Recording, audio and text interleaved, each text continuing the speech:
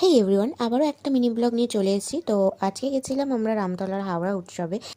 তোমরা কে কে এখানে এসেছো অবশ্যই কমেন্টে জানিও। আমার তো দারুণ লেগেছে এখানে গিয়ে, মনে হয় যেন প্রত্যেক দিনই যাই।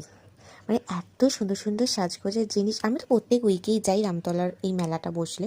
তো প্রথম যেদিন গিয়েছিলাম সেদিনকে এই দোকানগুলো বসেনি, সব দোকান তখন খোলেনি।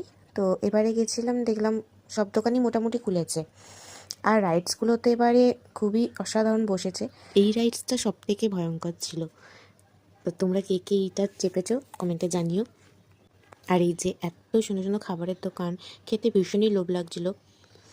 মোমো ছিল, চটপটি ছিল, তারপর পাওভাজি ছিল, অনেক অনেক রকমের খাবার বসেছিল। এই যে আর বসেছিল এই জলপুরি শো। এবারে এটা নতুন করেছে এই শোটা। এত বছর মেলা বসে কোনো জলপুরি শোটা হয়নি, এবারেই নতুন। তো এই এই এই নাগরদোলাটা আমার খুব ভালো লাগে, কিন্তু কোনোদিনও চাপা হয়নি।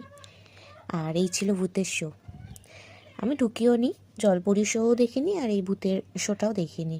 ভূতের শোটা প্রত্যেক বছরই বসে, কিন্তু জলপরি শোটা এই প্রথমবার দেখলাম এখানে বসেছে। তো ঢুকিনি। এটা এটা মোটামুটি ভালো করেছিল আই থিঙ্ক। তো এই পর্যন্ত আজকে ভিডিওটা।